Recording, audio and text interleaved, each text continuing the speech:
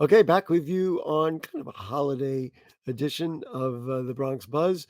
And we were at the Woodlawn Conservancy. And now we're going to travel over to West Farms and visit our friends at the Bronx River Arts Center, where they've got something fun going on. It is called Keep It in Fiction. Let us say good evening to Stephanie Young. Nice to see you with us, Stephanie. Thank you for having me. And she's also the, I guess, editor of Vellum magazine. And we'll say hello to a Bronx artist, Mark Torres. Mark, nice to have you with us, sir. Thank you, Gary, for having me. I'm actually a Queens artist. Queens artist. All right, fair enough. But listen, if you're showing in the Bronx, we'll take you in as our own anyway. Stephanie, talk to me a little bit about keep it in fiction, and Well, what does that refer to? the show actually looks to, I wanted to look at the different fictional narratives that artists create in their work. So I asked each of the artists who participated to create either a narrative excerpt, poem, or video to accompany their piece in order to explore this idea. I think it added another dimension to the work because it gives you more insight into the artist's intention from a literary standpoint, not just a visual one. How did you select the artists? I mean, did you have them kind of pre-selected and said, okay, I want to do a show and then I'll ask them about it? Or did you kind of do a little research and say, well, this one works, this one, that kind of thing? Well, because I have Vellum, I do a lot of curatorial projects in Vellum. So, Ah, and a lot of the artists that I was working with are very heavily narrative artists, as you would call them, meaning mhm, story. There's a lot of story in their work. right. So I picked them basically from Vellum. Hmm. And when you talk to them about it, did they kind of get it? I mean, I am presuming that you picked artists who try to tell stories as opposed to just make some sorts of nice visual, work. Well, some of them were a little hesitant at first because they Ah, didn't somehow I thought that understand. was the case. They didn't fully understand, but once I gave them an example of what I was looking for, then they were very open-minded. How long did it take to put this show together? It took a couple months actually I to would put the think. show together. I had the idea because I answered Gail's call because they have Hmm. open calls for curators. So that was several months ago. Hmm. So I had the idea. I thought of the idea then, and then when she accepted my proposal, I yeah, it took a couple months to get it together. Just so people will know, you mentioned Gail Nathan. She is the executive director of the Bronx River Arts Center. And thanks to our great producer, Anderson Peguero, you guys saw a nice look at the beautiful gallery that they had there. Marco, what did you think about the idea of kind of uh, being conscripted to write to do artwork that reflected somebody's concept? Is that something you're comfortable doing? Or was it kind of a new way Actually, of looking at your work? yeah, actually, it was a new way of looking at my work. I Mhm. It's hard for me to explain how my work is. So to put it in a text, it was kind of challenging, but it took some deep searching and when I gave her what she needed, and I gave a poem actually, and it took construction usually, but all in all, Mhm. it came together, and I'm proud of what she put together, and I'm proud of all the artists that displayed We at the show. we just saw some samples of your work. Talk to me a little bit about uh, your inspiration, what you try to do, even outside of this keep it in fiction uh, uh, gallery that Stephanie curated. Sure. Um, I guess before the pandemic, I was thinking about anything creative to to express myself, and it took the pandemic for me to actually pursue career in the arts, Hmm. because I seen whatever was happening to us during the pandemic, and I wanted to follow my dreams and to see where, and also I use it as a mental art therapy. You, to you express know what's myself. interesting to me is we had some very difficult things all of us went through during the pandemic. We all people died, obviously. Uh, then this was and there are some benefits and things that we've learned. This was one of the benefits for you. Is it sounds like it gave you the time and space and do a little introspection, et cetera, et cetera. Yeah, definitely. Right? Uh, oh, I'm sorry. That's all right. But yeah, so growing up, especially as a male, like I didn't have a free space to like talk about my feelings or whatever uh thoughts I was having. And so when I actually engaged in the arts, it made it easier for me to express myself, Hmm.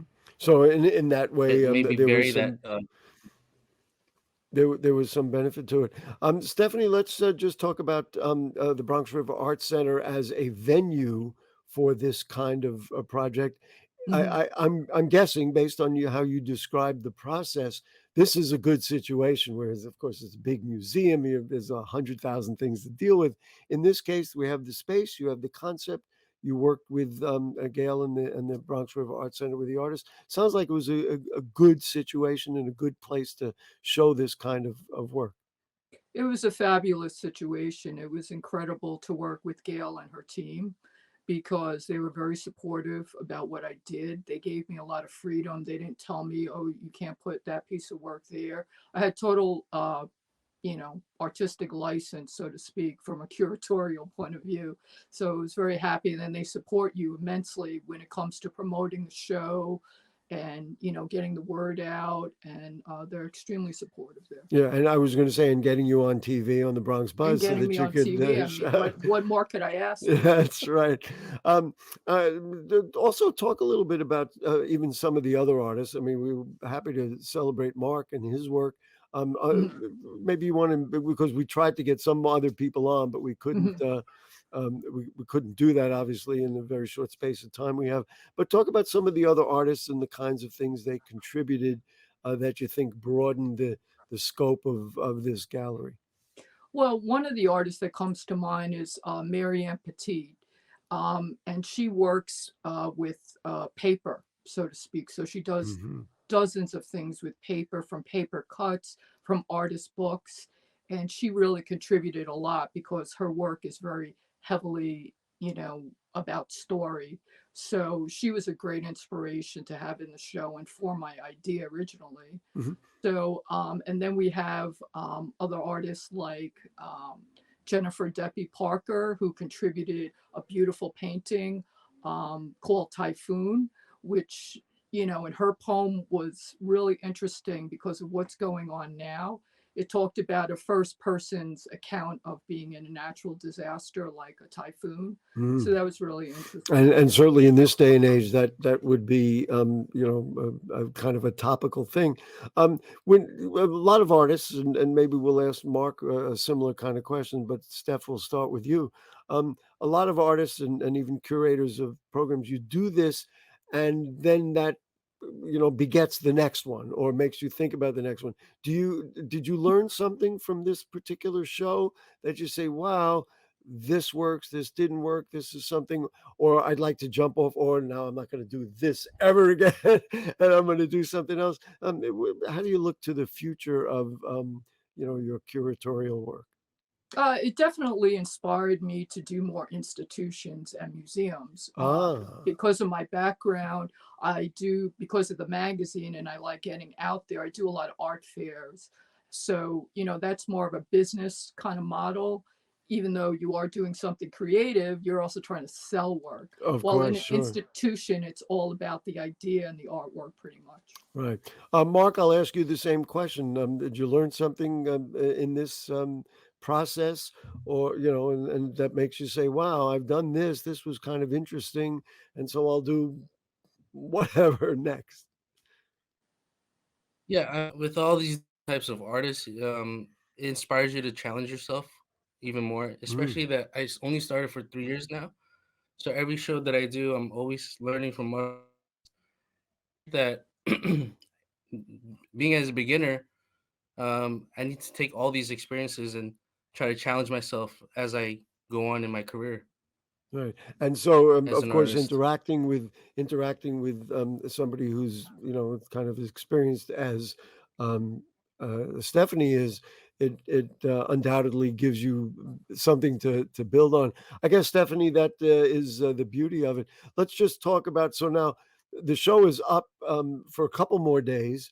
We're recording this Monday. It's going to air on Thursday, and Saturday is the close. Talk about the closing party on Saturday. I know that you and others are kind of excited about it. Let's invite people to it. And Bronx River Arts Center, right there in the center of West Farms.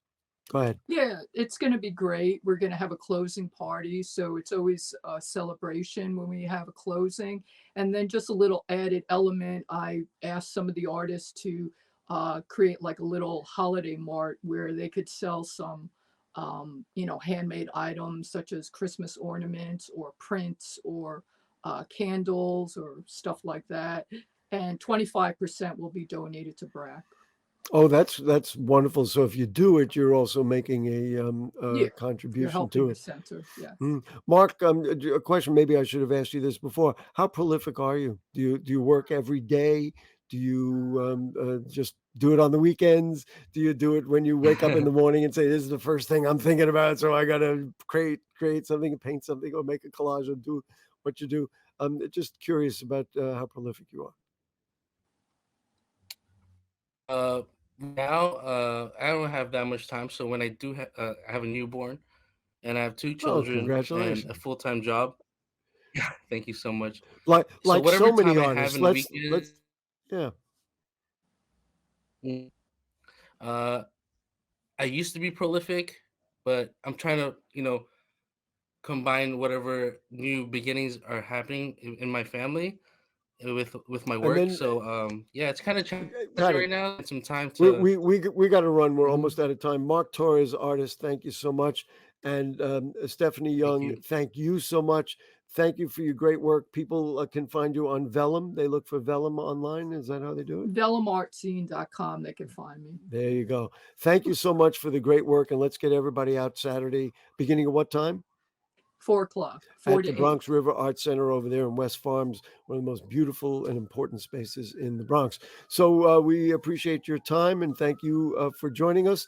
And thank everybody for being with us. Thanks to our producer, Anderson Peguero. Also, thanks to the folks from the Woodlawn Conservancy and the Bronx Arts Ensemble who joined us in the first segment.